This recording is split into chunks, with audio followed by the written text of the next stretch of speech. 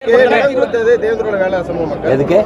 பன்னாட்டு விமான நிலையத்துக்கு அந்த சின்னோடப்பு மக்கள் அந்த பிரச்சாரத்துக்கு நீங்க வந்துருந்தீங்க, மக்கள் போராட்டத்துக்கு வந்துருந்தீங்க. இப்போ வந்து பாத்தீங்கன்னா இரு தலைவரோட பேரை சூட்டணும் அப்படின்னு இந்த ரெண்டு மக்களுமே வந்து போராட்டம் பண்ணிட்டு இருக்காங்க. இதை பத்தி உங்களோட நிலைப்பாடு இல்ல?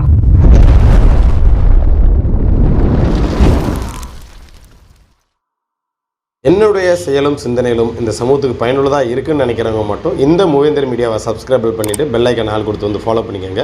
மூவேந்தர் மீடியாவுக்கு உதவணும்னு நினைக்கிற உறவுகள் கீழே கொடுக்கப்பட்டுள்ள வாட்ஸ்அப் நம்பருக்கு தொடர்பு கொள்ளுங்க. நன்றி. இப்போதான் கரெக்டாக மீடியா மண்டலம் மாவட்டத்தில் பேசணுமா பேசலாமா? சமூக நிகழ்வை போராளி மாவீரன் இமானுவேல் சேகரனுடைய 68வது நினைவேந்தல் நிகழ்விலே மல்லர் மீட்பு களத்தின் சார்பாகவும் மல்லர் மீட்பு களத்தினுடைய ஒருங்கிணைப்பிலே சேலம் கரூரார் சித்தர் பீடத்தினுடைய நிறுவனர் அம்மையார் சத்யபாமா அவர்களும் பறையர் பேரியக்கத்தினுடைய தலைவர் அன்பு தம்பி சிவகுரு பரையனார் அவர்களும் தமிழர் நீதி கட்சியினுடைய பொறுப்பாளர் அன்பு தம்பி ராஜ்பாண்டியன் உள்ளிட்டோர் தமிழ் தேசிய சிந்தனையோடு தமிழ்நிலத்தில் தமிழர் அரசியலை உருவாக்க வேண்டும் என்கிற வேட்கையோடு நாங்கள் இந்த மண்ணில் தமிழ் தேசிய அரசியலை தொடர்ந்து 22 ஆண்டுகளாக விதைத்து வருகிறோம். இந்த சூழலில் தென் மாவட்டங்களில் மீண்டும் மீண்டும் சாதிய பிரிவினையை தூண்டும் வகையிலே அண்ணா திராவிட முன்னேற்ற கழகத்தினுடைய பொதுச் செயலாளர் மரியாதைக்குரிய ஐயா எடப்பாடி பழனிசாமி அவர்கள் தமிழர் வரலாறு தெரியாமல், குறிப்பாக தென் மாவட்டத்தினுடைய வரலாறுகள் தெரியாமல் இந்த நேரத்தில் சாதிய மோதலை உருவாக்குகிற வகையிலே உளறி கொட்டி சென்றிருக்கிறார். அவரை மல்லர் மீட்பு களத்தின் சார்பாகவும் தமிழர் குடிகள் கூட்டமைப்பின் சார்பாகவும் ஒட்டுமொத்த தேவேந்திரகுல வேளாளர் சமூகத்தின் சார்பாகவும் உலக தமிழர்கள் சார்பாகவும் உண்மையாக நாங்கள் இந்த வேளையிலே கண்டிக்கிறோம். அதே போல இந்த திராவிட முன்னேற்ற கழகத்தினுடைய ஆட்சி, திராவிட மாடல் ஆட்சி என்பது தொடர்ந்து சட்டம் ஒழுங்கை சீர்குலைத்து வருகிறது. திட்டமிட்டு தென் மாவட்டங்களிலே கடந்த 3-4 ஆண்டுகளில் 400க்கும் மேற்பட்ட தொடர் சாதிய படுகொலைகளை கட்டவிழ்த்து விட்டதனுடைய விளைவாக நாம் உண்மை வரலாறை உலகிற்கு ஓத வேண்டிய தேவை எழுந்ததனுடைய அடிப்படையில், வரலாற்று தரவுகளின் அடிப்படையில், சட்டமன்ற குறிப்புகளின் அடிப்படையில், ஆய்வு நூல்களின் அடிப்படையில், நீதிமன்ற தீர்ப்புகளின் அடிப்படையிலே நாம் சில உண்மைகளை சொன்னதனுடைய விளைவாக தொடர்ந்து என் மீது பொய் வழக்குகளை போட்டு அவதூறுகளை பரப்பி என்னுடைய அரசியல் பயணத்தை முடக்குவதற்கு திராவிட மாடல் அரசு முற்பட்டது. என் மீது போடப்பட்ட பாலியல் பொய் வழக்கு நேற்று சென்னை உயர்நீதிமன்ற மதுரை கிளையிலே முழுமையாக அது முடித்து வைக்கப்பட்டிருக்கிறது. 10க்கும் மேற்பட்ட அரசியல் பொய் வழக்குகள் என் மீது இருக்கிறது. அதையும் நாங்கள் சட்டத்தின் வழியோடு தொடைத்தறிந்து தொடர்ச்சியாக இதைவிட வீரியமாக, வேகமாக, முழு மூச்சோடும் வீச்சோடும் மல்லர் மீட்பு களத்தினுடைய தமிழ் தேசிய அரசியல் தமிழ் நிலத்திலே விதைக்கப்படும், அது வளர்த்தெடுக்கப்படும். அடுத்த தலைமுறையாவது அது அறுவடை செய்வதற்கான வகையை நாங்கள் செய்வோம் என்கிற வேண்டுகோளை, உறுதியை இந்த வேளையில் மாவீரன் இமானுவேல் சேகரனுடைய நினைவிடத்தில் வைத்த அந்த உறுதியை ஏற்று தேவேந்திரகுல வேளாளர் சமூகத்தினுடைய பட்டியல் வெளியேற்ற கோரிக்கை என்பது தொடர்ச்சியாக நான் சொல்லி வருகிறேன். பாரதிய ஜனதா கட்சி உட்பட அனைத்து அரசியல் கட்சியும் ஏமாற்றி வருகிறது. இந்த சமூக விடுதலைக்கான, சமூக மீட்சிக்கான கோரிக்கையை காயடித்து வருகிறது. எனவே பட்டியல் வெளியேற்ற சிந்தனை கொண்டவர்கள் ஒருங்கிணைந்து ஒரு வீரம் செறிந்த அரசியல் போராட்டத்தை முன்னெடுத்தால் மட்டுமே பட்டியல் வெளியேற்றம் நிகழும்.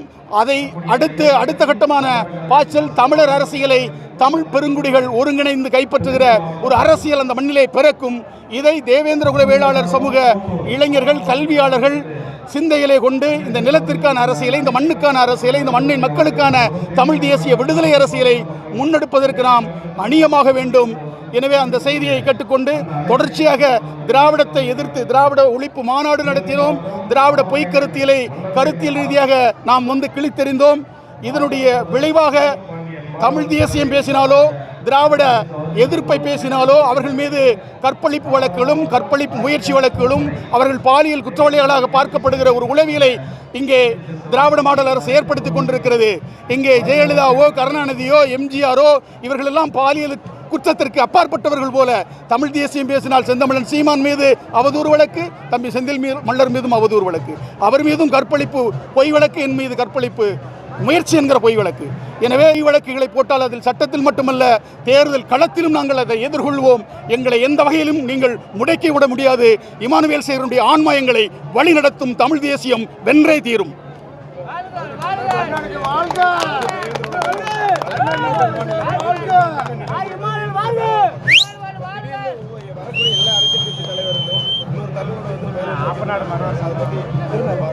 இல்ல, அதற்கான காரணத்தை சொல்லணும். எவனா இருந்தாலும், அவன் எவனாக இருந்தாலும் அதற்கான காரணத்தை சொல்லணும். நாங்கள் சொல்லுகிறோம், மல்லன் மூதூர் என்று சிலப்பதிகாரமும் மணிமேகலையும் பரிபாடலும் கூறுகின்ற மதுரை என்கிற அந்த மாநகர் பாண்டிய நாட்டினுடைய தலைநகர். அந்த பாண்டிய நாட்டினுடைய ஆட்சி 3ஆம் நூற்றாண்டில் வீழ்த்தப்பட்டு 6ஆம் நூற்றாண்டு வரை 300 ஆண்டுகள் மூச்சடக்கி நின்று மீண்டும் மதுரை மேற்கு பகுதியிலே காடுகளுக்குள்ள தேனி மாவட்ட பகுதியிலிருந்து மீண்டும் படையை திரட்டி களப்பிரர்கள் என்கிற கன்னடர்களை அடித்து விரட்டி மீண்டும் பாண்டியர் ஆட்சி இந்த மண்ணிலே நிறுவியவன் கடுங்கோன் பாண்டியன். அந்த ஆண்மகனுடைய பெயரை வைக்கணும், அந்த ஆண்மகனுடைய பெயரை வைக்கணும் என்று நாங்கள் இந்த அரசுக்கு கோரிக்கை வைக்கிறோம். அதுதான் வரலாற்று பொருத்தம், அதுதான் வரலாற்று பொருத்தம்.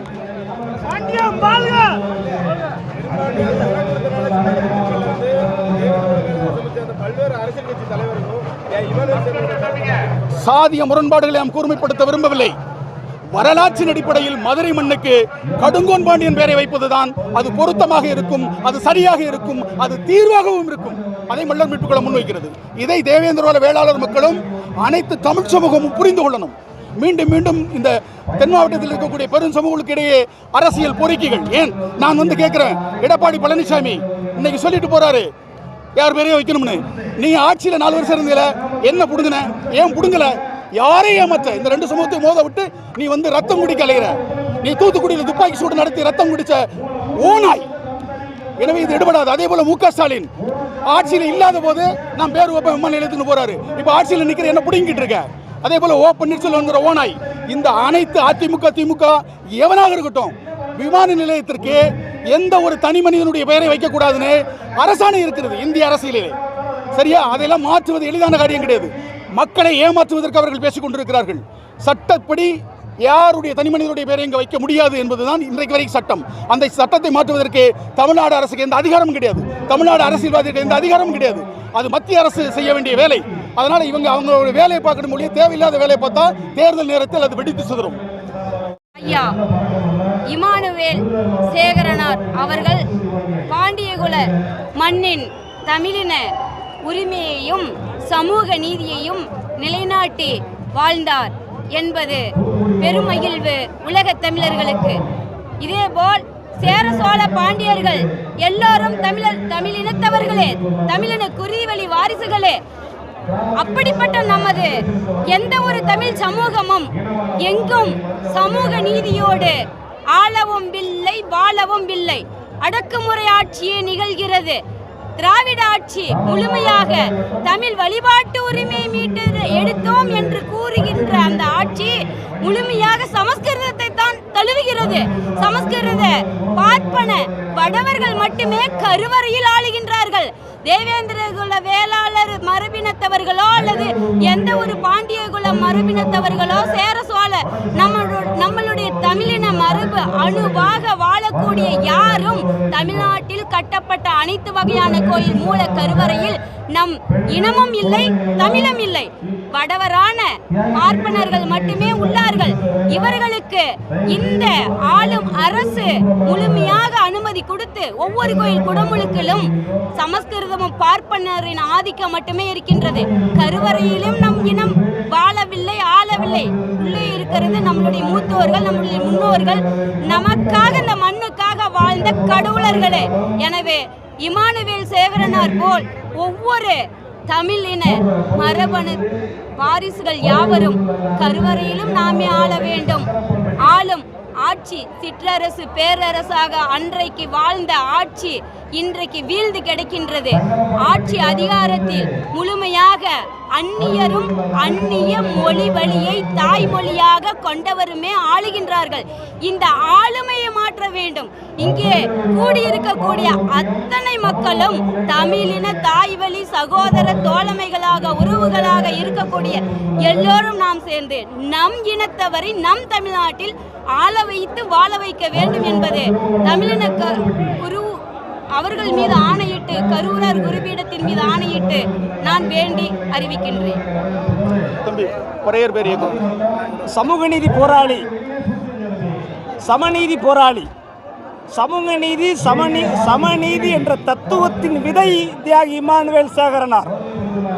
எல்லோரும் சமூக நீதி பேசலாம், ஆனால் சமூக நீதியை நடைமுறையில் செயலில் காட்டியவர் தியாகி இமானுவேல் சேகரனார் அவர்கள். அவருடைய நினைவு நாளில் மல்லர் மீட்புக்களம் தமிழர் தாயகம் கட்சி உலகத் தமிழர்களுடைய ஒருங்கிணைப்பாளர் அண்ணன் செந்தில் மல்லர் அவர்களுடைய தலைமையில் இன்றைக்கு பறையர் பேர் இயக்கம், சத்யபாமா அம்மையார் கரூரார் சித்தர்பீடம், தமிழர் நீதி கட்சி, சகோதரர் ராஜ் பாண்டியன் அவர்கள், இப்படி பல்வேறு தமிழ் சமூக உறவுகள் இன்றைக்கு ஒன்றிணைந்திருக்கிறோம்.